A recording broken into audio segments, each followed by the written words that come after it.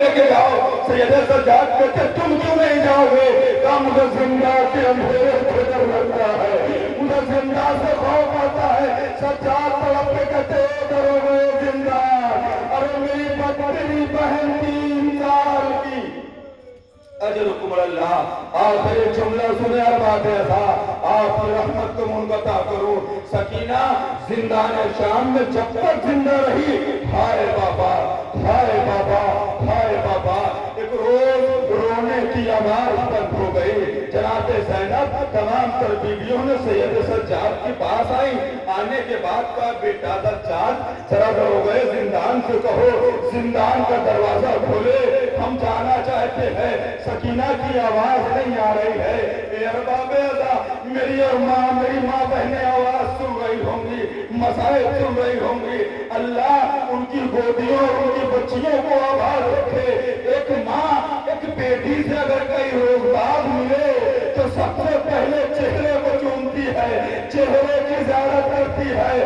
ارے وہ باپ زندان میں آئی، آنے کے بعد سکینہ کی لاش کو اٹھا کے کبھی اس کونے کبھی اس کونے لے کے جا رہی تھی۔ زینب تڑپ کے پوچھی اے بابیری آخر کیا کر رہی ہو؟ کہے زینب زندہ میں اتنا اندھیرا، سکینہ کا چہرہ نظر نہیں، سکینہ کا چہرہ نظر نہیں آتا۔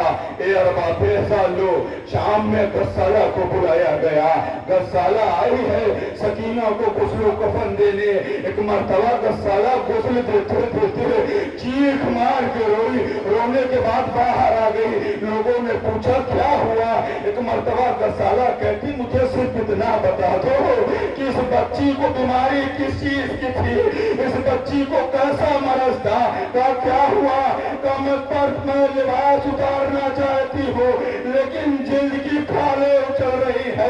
ایک مرتبہ زینب کہتی ہے اے غسالہ، ارے اونٹ کی ننگی پشتوں پر کربلا سے کوفہ، کوفہ سے شام کا سفر، اجرکم اللہ، خدا کو غم نہ دے سوائے مظلوم کربلا کے۔